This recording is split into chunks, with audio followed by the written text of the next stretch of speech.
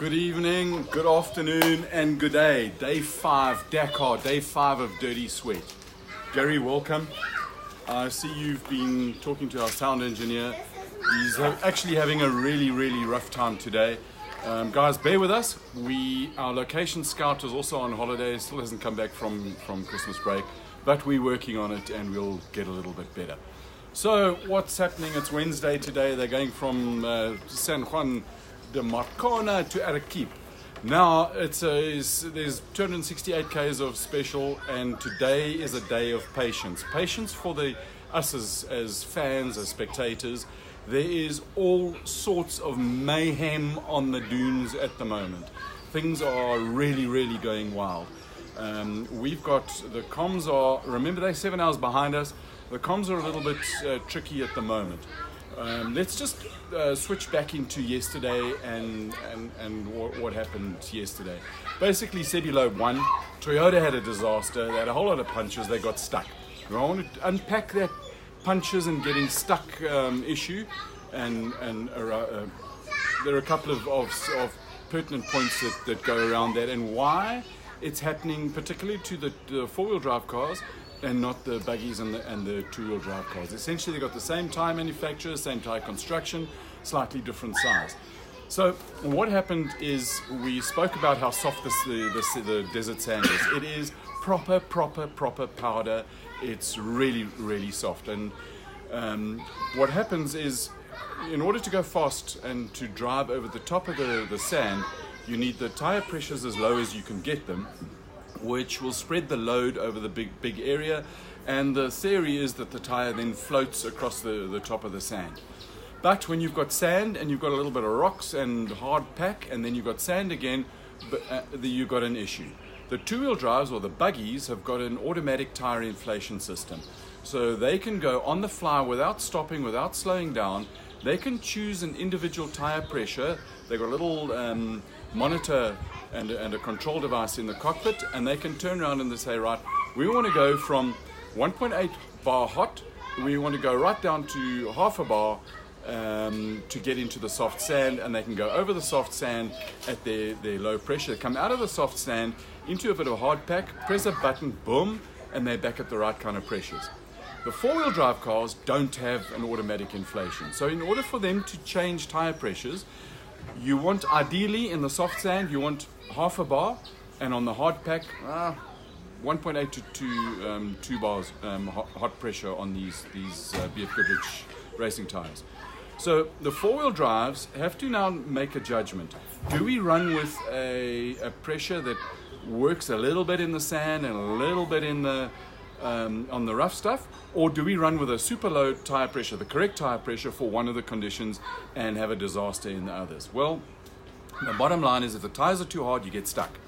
The sand yesterday was super soft, but today, Gary, we mentioned carnage. I've got to just read this from you. Yesterday evening briefing, and we'll talk about the briefing session in El Central later. Mark Comer tells them it's the most difficult stage. The first 19 kilometers of dunes are soft, complicated, beyond anything known so far, in another dimension. We've seen a little bit about that. I don't want to talk about who's doing what and who's not doing some stuff now. This is about the patience. We don't know for sure. There's a report of Sebi Loeb having to withdraw because Daniel Elena was hurt he's hurt his back. We don't know that for sure. We do know that NASA had his gearbox changed, and because just as a matter of that, you're talking about that gearbox change. Did that happen between the one DSS and the second ASS?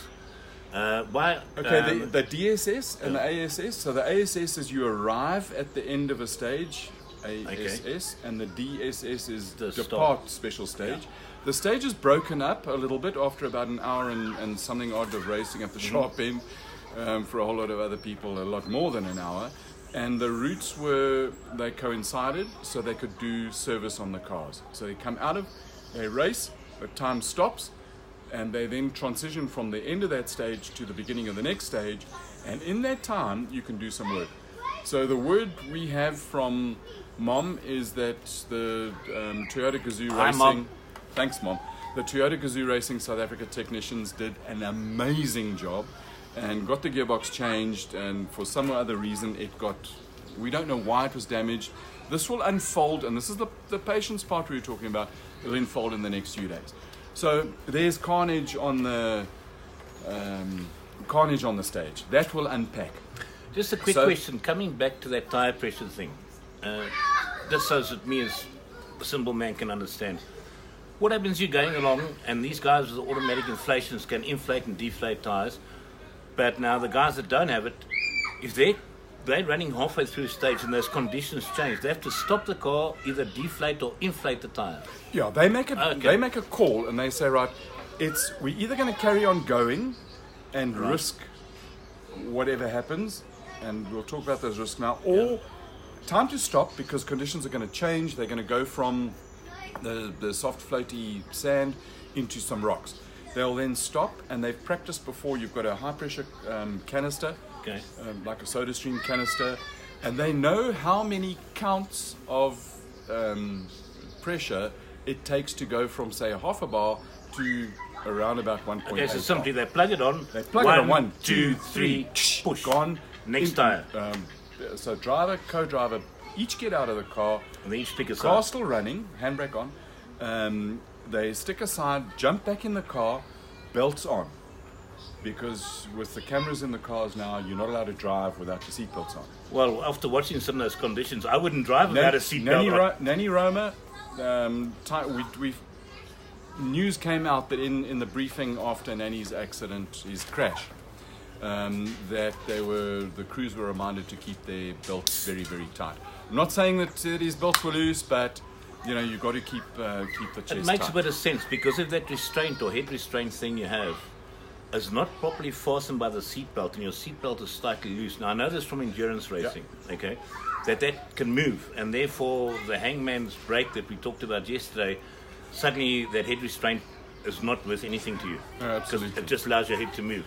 So you've really got to have the chest tight. And Gary, we need to get our sound engineer here. We need to kick some parts on the rear end with the exits. This is a family show, and there's a bit of kids playing in the background because we're in a family area. And I'm sure you like our backdrop because that's pretty good. Family area. Right, so the last little bit we're going to talk about on the tire pressures, we've seen they can inflate and deflate. And again, the deflation is jump out and, in its simplest form, push the valve in, count our number of the times that it goes down, get in and go. And now, how does that all link into the punches? Well, in order to, it appears, it might be that the Toyota Gazoo Racing South Africa guys chose the wrong intermediate pressure. It didn't work in the sand, they got stuck. So you've got to dig yourself out. Janelle and Dirk eventually lowered their tire pressures to half a bar. They got out. But that half a bar, when you now start going on some of the rocky stuff, you hit a rock and it's not so much a puncher as we know it from I think it Joburg. actually is. Some of the cuts. guys, it's cuts, but other. And the tire rolls off. Dirk was saying that tires were coming off the rims, so that was where the main problem was. And then when you've only got 2 spare wheels, and once you've used them, you're kind of screwed. So that happened yesterday. But there were a couple of questions. Yes. I did some homework. Lee Phillips in Mauritius. Do the invited SA press follow the event and rough it in the bivouac? Lee, no press in South Africa or in the world has ever roughed it anywhere ever. So they get an armband, and I've just got to fire up the thing here. And there are different kinds of armbands. So let me just get this picture right. So there's a picture of the armband, and that is a crew armband. The press will get an armband as well, and it costs a whole bunch of euros to get it, which will allow them into the bivouac, and then they go about their job, and generally press go at the end of, when it starts getting a little bit late and they've done their job, they boogie off and go into a hotel and sleep and wake up the next morning and then carry on the journey. So no, they don't sleep in the tents. They have been known to sleep in cars, and that gets uncomfortable. The other question we had, Brad Stepp. Wouldn't it be easier for Toyota Gazoo SA to adapt to altitude, seeing as they're already based at 5,500 feet in Joburg? 6,000 feet in Joburg, 1,700 meters. Yes and no. It actually doesn't matter who you are and where you've been, unless you're kind of born there and have got the gene in it. Altitude sickness will get you. It's not so much that you adapt and never. You will always have the symptoms of it. It's caused by a lack of oxygen in the air that you breathe. So yeah, the thing is that they've been spending so much time at low altitude, at coastal altitude, so you kind of lose the adaptation and you now have to go through it. And we're talking about 1,700 meters. Tonight they're going to sleep at 2,300 meters. That's almost 50% more than altitude of Joburg, and if this bee stings me, we're in trouble. So it's almost 50% more than the altitude of Joburg, and then there's 5 days of altitude at over 3,000 meters, which is double what we've got in Joburg. But I wanted to talk, and I don't know how much time we got, Gary. You can talk. I just want to say hi to a couple of guys. I just want to say hi to Chris Corner. Has joined us. Chris, welcome. Brad Step, nice to see you online. Brad, Peter Slubbert, nice having you with us. And young Stewie White. Now this is a young racer, nice young boy, very, very fast driver, who's hopefully, and I hope he gets the news soon, possibly going to driving a NASCAR in Europe somewhere, but I'm sure he'll let us know when that happens. But for those who want to know, he did drive the French series of the Formula 4 last year. And then a couple of other guys, Jacqueline and Schreiber, welcome. Sparky Bright, welcome. Back to you. Sparky, dude, thanks for all the work you did in my race car back in the day. Right, so yesterday we spoke about Bon Voyage, which was the journey. Yes. Today, and now? We arrive. Arrivi. Arrive, bene, grazie.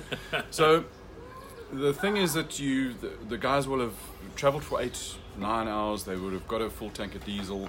And then driving up to Arequipa, it's a very tiny, windy road, and there's a bit of a traffic jam, and you can't exceed the speed limit. So the dices generally go, and who can get into the corner quickest. And we're talking about technicians in the service cars. This is not the race. Well, it's the secondary race, but it's the technicians in the service cars who need to get into the bivouac. Then it's not as if the bivouac is like this open area that you just arrive and walk in. Everybody has got the bangle, and this bangle over here, that one again is the crew bangle. So you've got that little thingy over there is the RFID tag, and your car's also got a tag that is stuck to the windscreen. So you arrive at the control point at the entrance to the bivouac, and the man will scan the car. Now the organizers know that this vehicle, and there's all the history of who it belongs to, That tie the two up. has entered into the bivouac. Okay, cool. But they also then go and scan the occupants of the vehicle. So they can tell who left the previous bivouac in what vehicle, the people. So that RFID tag, that's the tag that keeps you in the race. It is like gold. If you haven't got that tag, you can't get in, you can't eat, you can't. It's not lacquer. So you've got to have that all the time. So all the occupants of the car gets tagged. That gets, now the organizers know who's in the bivouac. But the bivouac's not only just for staff and for competitors and their crews and technicians and engineers and the rocket scientists who go with them. Motorsport is nothing without sponsors and VIPs and people who pay to get into places, and they each get you'll get a tag, and it's different color tag each day, so you can't really go with that.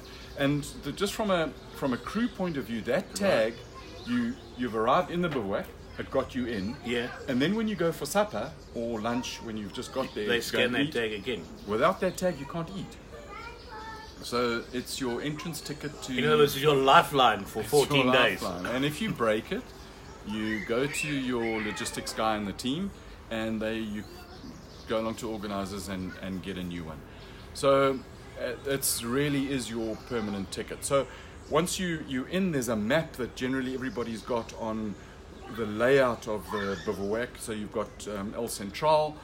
We'll talk about El Central, which is the nerve hub, the organization. That's where you've got all the organizers, and you've got the medics and the food and toilets and all that sort of thing around it. And that's where they have this nightly driver's briefing, etc. 8 o'clock every night, you've got the driver's briefing.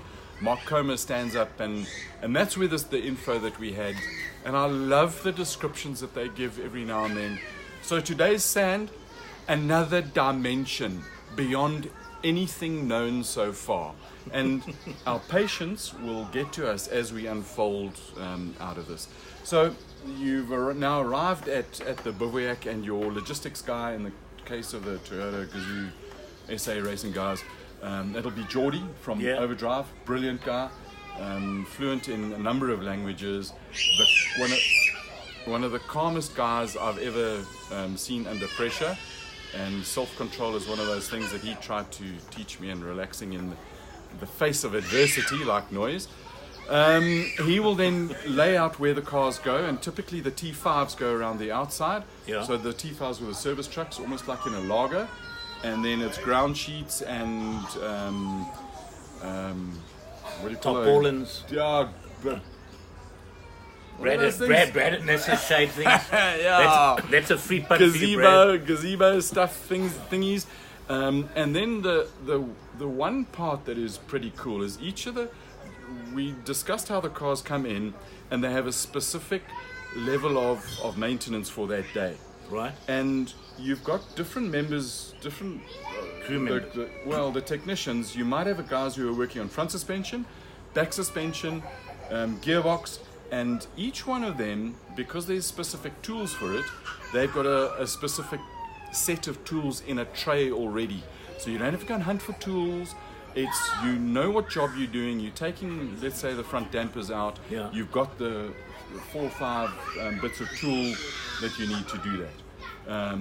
So they've got, and then close at hand, you've also got all the general tools for, we spoke about at driver's briefing when the guys are eating that lacquer pasta, the list of what really needs to get done on the car. Okay. Now, I'd imagine today there's a whole lot of sand damage, because sand is super abrasive. And then the beauty of it is that tomorrow they're crossing the border, going into Bolivia, to La Paz. There's difficult day tomorrow.